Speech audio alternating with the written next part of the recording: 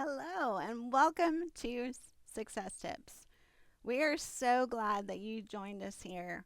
We are here every other Wednesday to give you some free content that really kind of what might get you through the week, what might help you to really spur you on, get what you need on business tips, on relationship tips, on finances. We have pretty much all the gamut here at Destiny Global. And I am Dr. April Brown, and I am COO of Destiny Global. Yeah, I just became COO and was just named that. And so I'm really grateful for that. And I'm going to talk about that a little bit throughout this time because it has a little bit to do with the topic of what we're talking about today. So let's really dive in here because there's a lie that you're being sold. You're being sold a lie, and it's on social media and on very popular social media content creators that say they're professional. Well, they're professional. I'm not going to demean that. They have professional credentials, but even if someone has professional credentials, be careful who you listen to. I actually do have my doctorate. I am a mental health professional, was a mental health professional, licensed counselor for 21 years, had my own practice, and I now do coaching. I do marriage alignment coaching. I'm called a capacity coach because I really want to increase your capacity to help you to expand your ability to deal with issues in the workforce, deal with boundary issues in the real way, not the false way, but in the real way to deal with boundaries and to really deal with your emotions and that mental health. So that's what I'm here for, and I really want to dive into this topic today because there is a lie and a myth that you have been sold, and particularly on social media platform TikTok. And so I've been kind of diving into this week, kind of what is some of the trends that are going on there, especially with mental health in this generation. And yeah, what is this myth or lie? What is it costing you? And we're going to talk about that. So the myth is, okay, the lie is what you've probably been seeing on TikTok.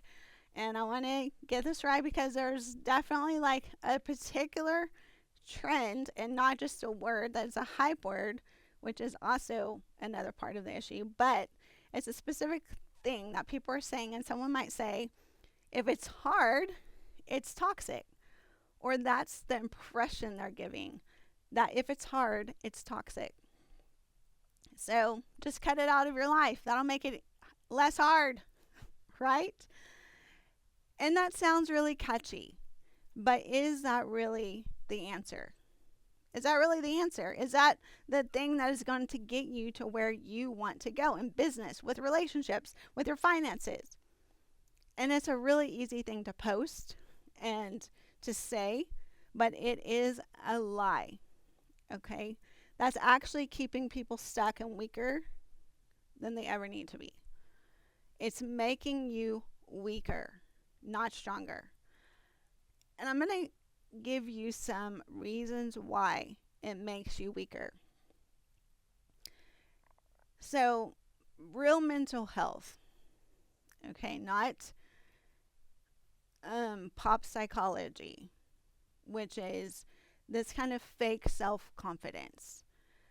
It's, really about avoiding healthy or avoiding all things that are uncomfortable, that we just want to stay in our comfort zone. And it's about it, but what it's really about is learning how to walk through it without losing who you are, without losing yourself. How can you walk through something that is difficult, that can challenge you? But we want to stay comfortable, and especially when it comes to relationships that we have so many feelings about, okay? And it can be hurtful. I'm not diminishing, and I'm not talking about real life scenarios, not discipline. That has nothing to do with discipline, but real abuse, right? I'm not talking about that. I'm talking about relationships, and that's in the parent-child relationship, especially adult children, but that can be in marriages. This is the same thing that they're talking about in all relationships, particularly dating, engagement, and marriage, and then post divorce, and all of these things, whether it's in business. So, real mental health, it's not avoiding what is uncomfortable. It's actually how do you step in that through that to get to the other side and be stronger, not weaker. Because what we are seeing is people are not able to communicate, and that makes us weaker. We're not able to work through conflict, that makes us weaker. And that's throughout relationships. That's through friendships and all kinds of relationships, business relationships, friendships, marriage, parent-child, parent-adult child, siblings. These are all relationships that we have to learn how to communicate, how to deal with conflict, how to deal with uncomfortable things. So there can be things in, again, that word is overused, toxic, but there can be things in relationships that can be unhealthy. Let's start using that word, because toxic it's a emotionally charged word. Does that make sense? Like, it's emotionally charging, because you think of toxic, when you think of toxic, it's like a poison, that you're taking a poison. And so you're saying that that person is a poison. You're really putting them in a perspective as the villain, that they're poisoning you, which basically they're dealing with their own pain as well. So to say toxic, you're actually even saying, and I've been prone to say this as well. So we can all work on watching our language and not just following trends because they're trendy, but how does it actually affect us to how we view the other person when we're talking about them like that, when they're actually not the enemy. The enemy is the enemy. The enemy comes to divide. And so a person is not actually the enemy. They're just when we are not in the spirit, when we are in the flesh, we can all be, we can also, this whole narcissist, we can all have narcissistic tendencies, because we can be selfish, we can be about ourselves, we can have egos, we can have pride, we can have arrogance. It's about us. Okay, everybody, you read books like How to Win Friends and Influence People, you're going to learn that we all want to talk about ourselves. Okay, it's all about us. And when you're just taking over the conversation and it's all about you, you're not going to be the most likable person in the room, because everybody wants to talk about themselves. Everybody has a propensity to self. And so it's how do we navigate that to actually bring out the best in people, to support them where they are, to love them and encourage them where they are, but also set appropriate healthy boundaries. And people have a misnomer about boundaries as well, but that's for another time and another day. Okay, so why is this trend a fallacy? Okay, it's about feel good, right? It makes you feel good for the moment. It makes you feel like, wow, they're toxic and I'm fine. You're the victim because you're being given the poison, and they're the villain. They're giving you the poison. They're poisoning you. Okay, so that's what goes into your mind and your belief system. And so what happens when we believe that we're the victim and they're the villain, and everything that they do is villainized, and everything that we receive is we're the victim.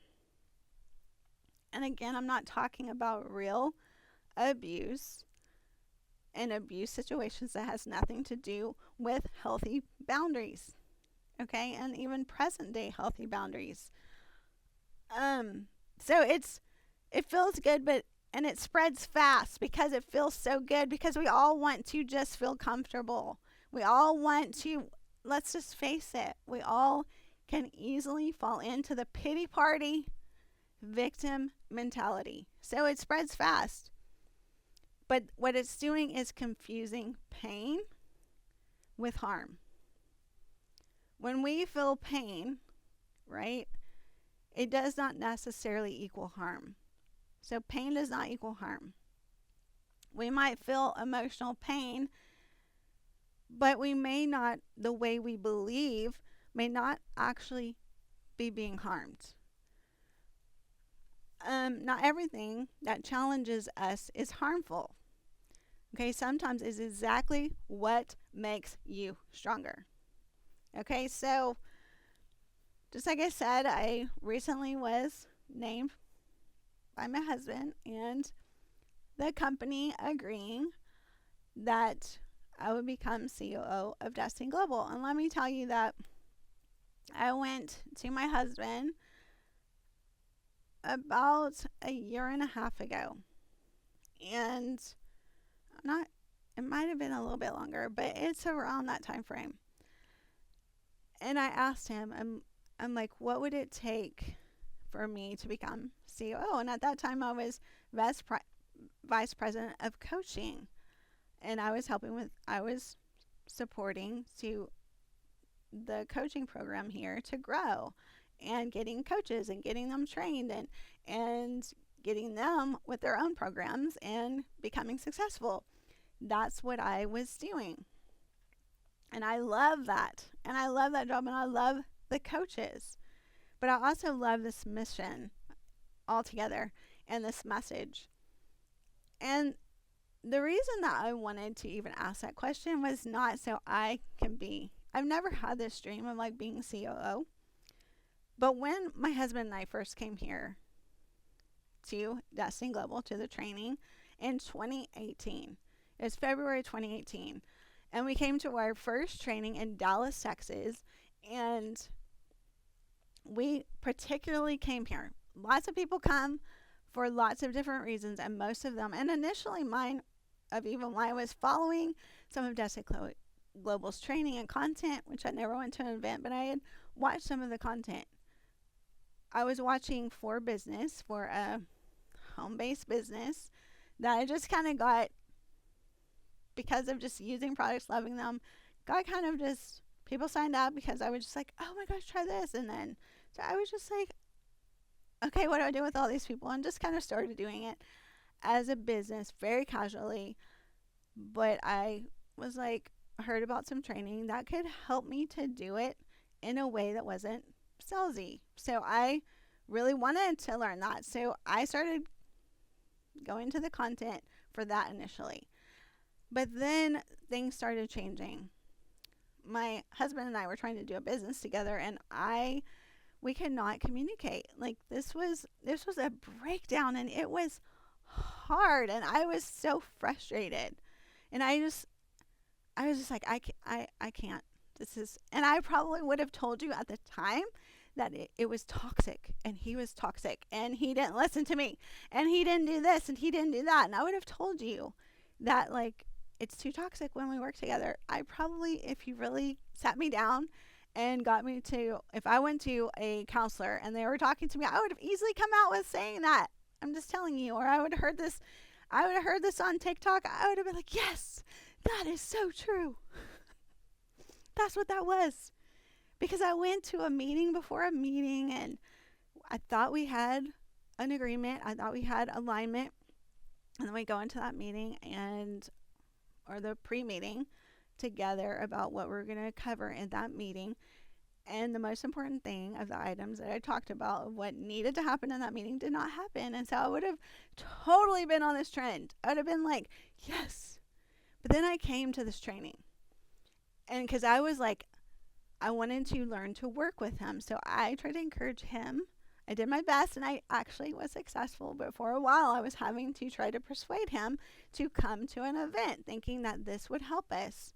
And really, ultimately, I was like, if he just wasn't like that, if he would actually listen to me, we have a plan, and we go into and we implement the plan. And what I learned was in the first 30 minutes, I think. I mean, it was very quickly from going into that. It was my language, and it was how I was perceiving him, which this is part of that. How you perceive someone is how you talk to them, how you communicate with them. And so I was communicating in a way that I thought he was greedy. I'm just telling you, and I think that's toxic, right?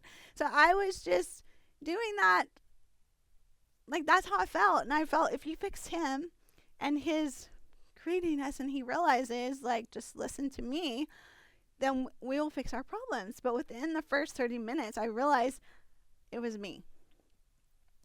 My perception of him and my judgment of him and how I perceived him, how I communicate with him was the problem. And so I began to change the way I talked to him about the business. And we ended up working in that business. And this point, I'm like, I want to show that we are fully come through this process, that we have fully grown. He has grown. I have grown. We continue to grow so that we can work together. We can communicate in a way that I'm not perceiving him. His perception of me is not of judgment, and that seeing him as toxic and me as the victim, and him vice versa. That we can work together, and he can be CEO of Destiny Global and I can be COO. And also my particular personality to be able to come and lead in that situation to inspire others. That was really literally the reason that I wanted to become COO. Not for the position itself, not for the money, recognition, any of that. Even though those are great, but they're not the reason. I really literally, it was such a sign. If we get to that point, it will be a pinnacle of how much we've grown in such a short period of time to be able to do that. So, was it hard and uncomfortable? Yes.